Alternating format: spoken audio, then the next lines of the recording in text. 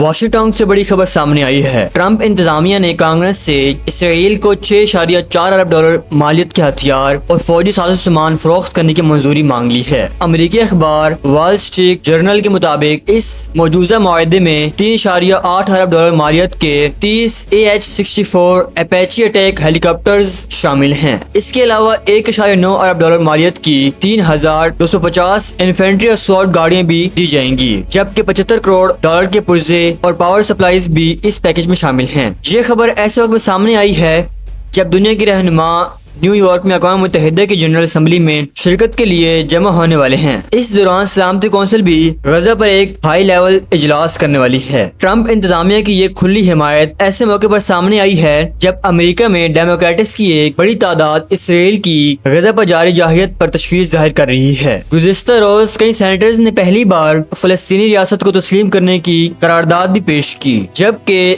نصف سے زیادہ ڈیموکریٹس نے مزید اسلحہ فروخت کرنے کے خلاف ووٹ دیا تھا۔